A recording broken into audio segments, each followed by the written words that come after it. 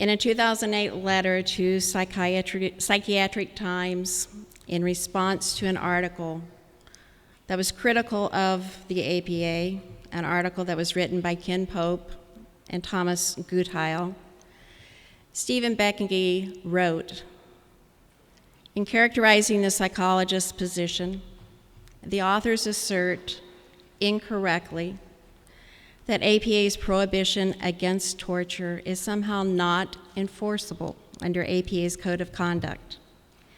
APA's ethics code absolutely prohibits torture and cruel, inhuman, and degrading treatment and punishment, as the Ethics Committee itself asserted in 2005. It would belie the common sense and any respect for humanity for a health professional's code of ethics not to prohibit torture. Exactly. It would belie common sense and any respect for humanity for a health professional's code of ethics not to prohibit torture. Yet we found from the Hoffman report what we'd known before. Somehow our code of ethics as psychologists did not prohibit torture, nor hold accountable those who colluded in torture. I'll speak just briefly, just a few minutes, about ethics complaints with the APA because that's what I know about. My complaint and that of Dr. Alice Shaw against John Lesso formed a significant part of Hoffman's analysis of what he called, quote, APA's disciplinary system to protect CIA and DOD psychologists. It was, of course, interesting to read what was going on behind the scenes all those years that I kept writing to the ethics office and asking what was happening with my complaint. And at some point in time, I began receiving responses to my letters from Lindsay Childress Beatty instead of Benke.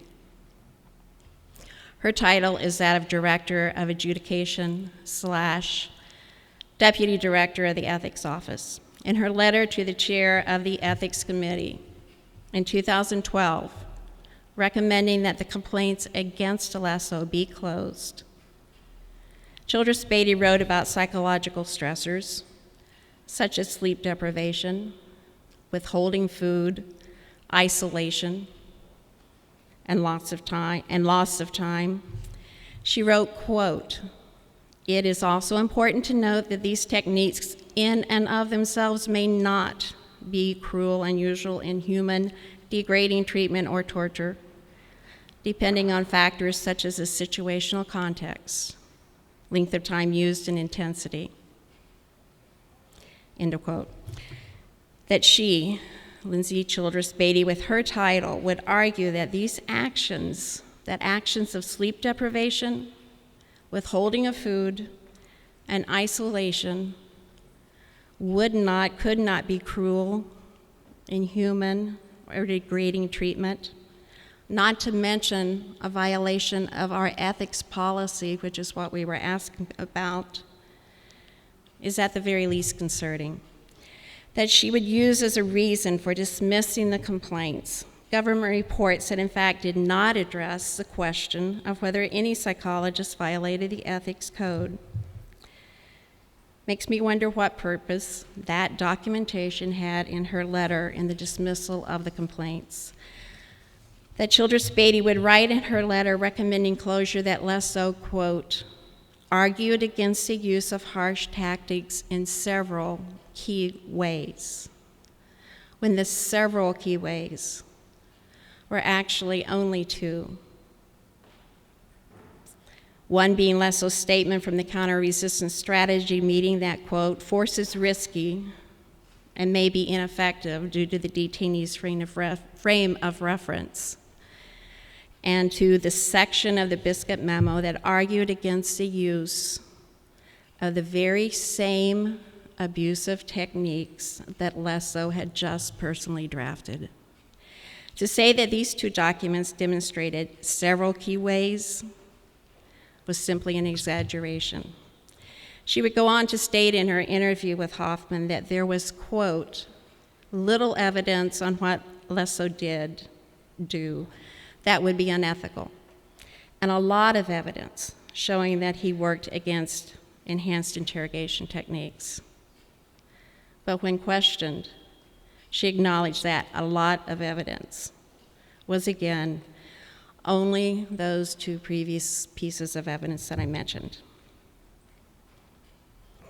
That an APA investigator could say that he did not, quote, see how it can reasonably be determined that a psychologist would have known in 2003 that isolation aimed at creating a degree of disorientation, disorganization, and dependence on the interrogator would violate any standards in APA ethics code.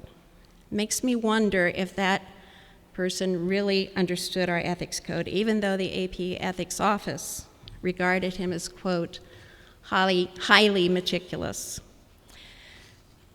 That the same investigator would use the excuse of firewalls for the New York Times and the Wall Street Journal as a reason not to investigate sources. Makes me wonder how seriously that complaint was considered.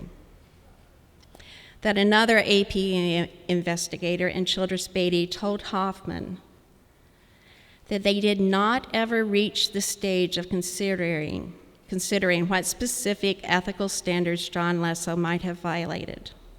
Never, ever during 7 years. When we read in the Hoffman report how calls for accountability were managed by the ethics department, as they managed so much else, we must then question the entire adjudication process. Yet yesterday I heard in council the same mantra we've heard from Bush and Obama: look forward, not backward. No accountability for the role of psychologists in torture. Thank you.